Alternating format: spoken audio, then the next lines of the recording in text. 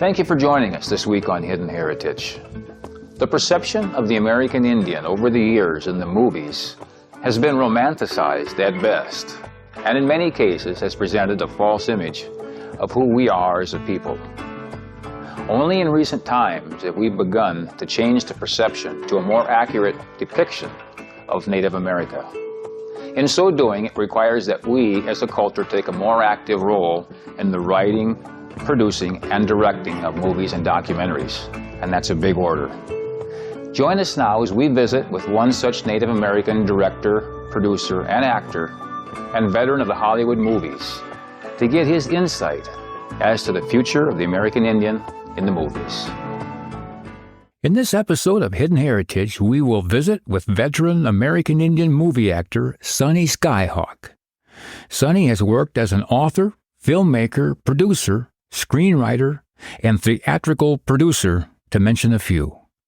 He has worked on over 60 films and 14 television shows, including the early TV Western series Bonanza and the movie Cowboys and Aliens, and the rest, as they say, is history. Join us now as we speak with Sonny Skyhawk. Sonny, let's hear it from you. What's going on here this evening? Well, what's basically happening is the second annual of the Image Awards that honors our young people that are up and coming in different ways, whether it's musical or whether it's in film or producing or directing, all of those. And I think it's something that's entirely overdue. But here we are, and this hopefully is, like I said, the second annual. But maybe we'll be back here talking again at the 20th annual. Been an actor for about 37 years. I've been in about 58 films, and now I'm producing television programming and films, feature films. I started as an extra on a show, a Western called Bonanza, many years ago. A neighbor of mine was assistant casting director, and they needed some Indians. So asked me and volunteered, and there I went. I went out to Bonanza and ended up doing about 3 or 4 of them. Through the course of knowing my neighbor, and then he finally moved out. I guess he made enough money to move out of the neighborhood. But that's how I started, as an extra, and paying attention to what was going on the set. And I didn't really have a clue of what it was all about. I just remember seeing a lot of people running around and yelling action and cut and that kind of stuff. And it was kind of interesting. So for a while, I just forgot about it. And during the course of going to school and deciding what to study and those kinds of things, I had a young girl that I had my eye on, and she wouldn't pay attention to me. And she wouldn't let me carry her books or anything from school. So I found out one day that she was in a production, that our PE teacher was a drama coach also, and it was called Jack and Beanstalk. And so I asked him, I says, is there anything on that show that I could possibly do? And he says, no. He says, we've cast everything. He says, but you could be the Beanstalk, and that involved going from stage right to stage left on cue. And so we did become an item after that. She did allow me to walk her home and things like that. And so it was those little things along growing up that when I went to San Diego State, I finally got serious about it and started learning how the film business and acting business was all about. And so then I studied with Jay Silverheels in the Indian Actors Workshop in Hollywood. That lasted a couple of months, I think, if I remember right. And from there on, I went to Pasadena Playhouse and studied acting there. The town that I lived in was about 20 miles away, and I used to get up at 3 o'clock in the morning and take buses, transfers. I'd transfer like 3 times in order to get to school about 6:30 in the morning. And so school started at 7. I'd get out at 3, and then I'd go through the same process on the way back home. So it used to take me 3 or 4 hours to get back home. Again, I got that proverbial bug, I guess, if you will, of knowing that while I was on stage, whether it was a play or whether it was television or a role, that the color of my skin didn't matter to anyone. It was my talent or my ability to say the lines or do the job. And so I was experiencing quite a bit of discrimination as a young guy and a young kid, but that proved to be the calling for me in the sense that I realized that there was no discrimination in the sense of being able to act. So that's how I got going. I played Mexicans, I played Hawaiians, obviously played a lot of Indians, and died many times, and became very good at it, actually. Of course, Indians in films died all the time. But no, it's been quite an experience. Had I the chance to do it over again, I'd probably do the same thing. I've been very successful at it. I've never gotten rich off it and didn't intend to, but I've been very comfortable being in the film business. And what got me into producing and writing was because I realized that that's where the money was. You can act and you get paid a specific wage by the Screen Actors Guild, and you get residuals and so on, but if you own the piece of work, then you get paid a little bit more for it. So that's how I got into producing.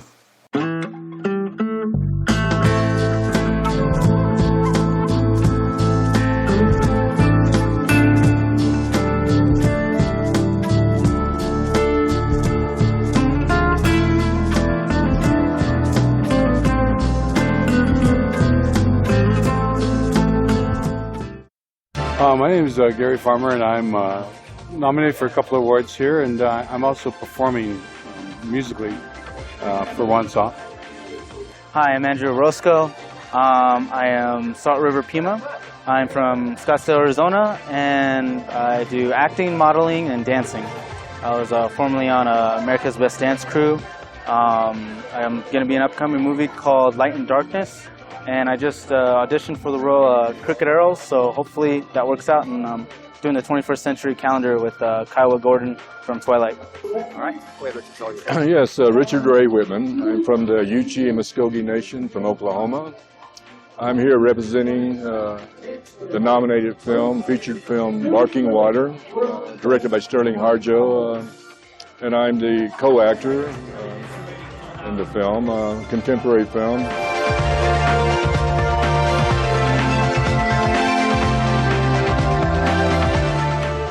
The history, first of all, if you look at the history of film in particular, it dates back to about 1898 when Thomas Edison was perfecting a kaleidoscope, which is now the camera. And in the course of that, utilized the images of our people to do so. Since then, for the last 100 years at least, Hollywood has taken it to a different level in the sense that they've rewritten our history, they've rewritten our languages. Most of it was gibberish back in the old Westerns. It really wasn't even a language. But there's been a disconnect between Hollywood and the American Indian for the last 100 or so years. And the answer to that is fairly simple, I think. It's, to me, we need to, as Native peoples, learn the art of writing, learn the art of being a camera person, a lighting person, and the actor and the producer and the director. Until we get to that point or that level, we're still going to be subjected to having someone else, in particular Hollywood, quote unquote, telling our stories and defining who we are as people. And that, to me, is something that kind of got me into a point in Hollywood where I wanted to change that. Even as a young actor, I remember being on productions where I was one of the lead actors, but when it came to break for dinner, as an example, all the Indians that rode horses and were fighting and so on during the production were always made to sit differently in another tent or an area. And after everyone ate, then they were allowed to eat the leftovers. And that really rubbed me wrong because I was Indian. I was a real Indian, and some of them were playing Indians, and in those days there was a lot of them that were not Indian, but were painted, so to speak, with makeup. And so having experienced that early on, I thought maybe I could use whatever name I had at the time or celebrityship to turn those things around. And I formed an organization called American Indians in Film and Television, which has existed probably for the last 30 years in Hollywood. And what we do through this organization is, again, try to educate the powers that be about who we really are as Native peoples. The fact that we are doctors and lawyers and cab drivers and cooks and judges, you name it. We are part of mainstream society, but yet when you turn on that television, we're very rarely there. And if we are, we're in a loincloth and feathers and riding horses. And so to me, that's a very demeaning definition of who we are. So I've tried to change that in Hollywood, and it's been an uphill battle for many years because the networks and, again, the powers that be, the studios, don't really think that they can be held accountable for that. And so it's been a long process of trying to teach them, not beg them or be less than, but to give them that opportunity to learn from us about who we really are as American Indians. We need to not only create that change ourselves, but we need to stop catering to that service that continues to demean us as a people. And again, that's one of the main things that I've done with American Indians in film is, as a young guy, I was overzealous in trying to create that change. And I'd stand up on my soapbox at Hollywood and Vine and tell everybody how bad I thought it was, but I really matured and came to the conclusion that it's better to work within the system than to work looking outside from the fence. And so that's when I decided to educate these people as to, again, who we were, because you can get more done that way. And so now things are not exactly where they should be, but they're getting there. And they're getting there only because of my persistence, and that some of these new generations of filmmakers that are coming up are willing to learn. They're not the old diehards that existed in Hollywood for many years. It was very cliquish, and there was the same directors doing the same films over and over, John Ford and so on. And so it's changed, and it's changed for the better.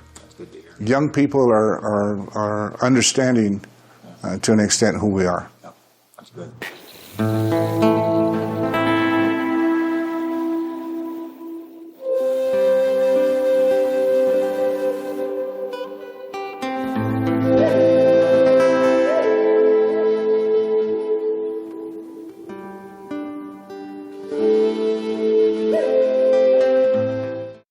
As Native peoples, we've never had money, as they say, or an abundance of it like we have, or some have today. It's kind of becoming rich overnight.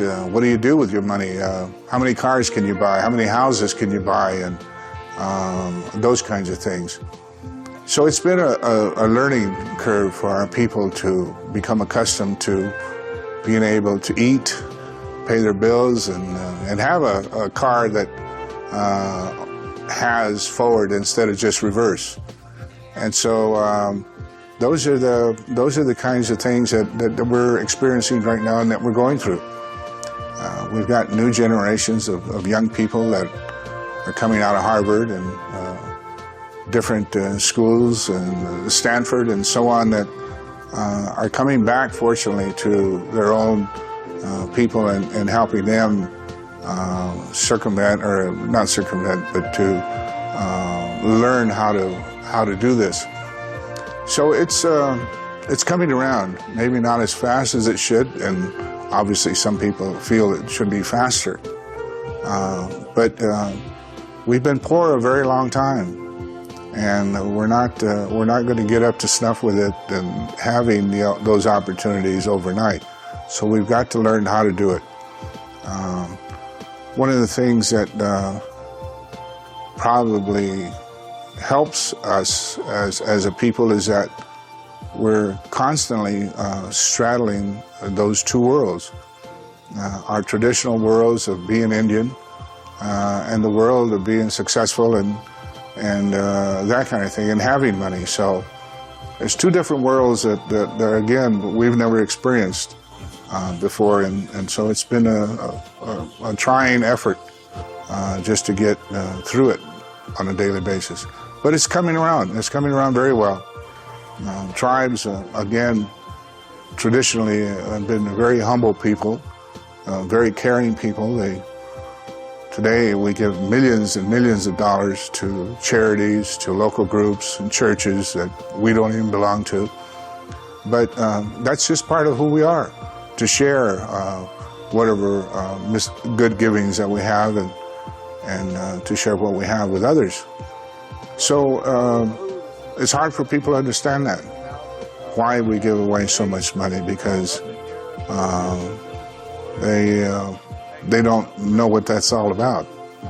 The fact that you have to care for your fellow man, and in reality, we're all brothers in this world, brothers and sisters, you know. So it's coming around. I'm really proud of some of the tribes because of what they do for others, as well as what they've done for themselves. Some tribes, like the Oneida Indian Nation of New York, was at one time about 500,000 acres in the state of New York. It was whittled down by the state of New York and the federal government to about 32 acres. And so, with the success of gaming, they've been able to reacquire about 17,000 acres of their homelands. And so those are the good positive things, again, that we've been able to accomplish through gaming. We have our own clinics, our own schools, our own centers that deal with our elders, and we have free health care and hospitalization. So those are things that we've never had to deal with. We never got that from the BIA for once, or from Indian Health Service, so it's come a long ways. Where it's going today, I think, is, again, part and parcel of our dependence on how others see us, primarily the Supreme Court of the United States and the people of the United States, the Congress and the Senate. So we're, again, in the process of educating them constantly, almost on every issue, whether it's the carcieri fix that we're talking to and dealing with right now, or land in the trust. All of those things are very important features for our people, but yet Hollywood, the government moves in a very slow pace and trying to find answers to them. I learned early on to listen, to look, and to learn as much as I can. Even though I started as an extra, I've come this far because I did pay attention to how directors blocked certain scenes and how they were set up, how the cameras were set up, and the sound and the lighting and so on. And that would probably be my best advice to any young Indian person that is wanting to get into the acting business, is to be very conscientious of the fact that it's going to take some time, and that you have to have the initiative to want to learn in order to get there.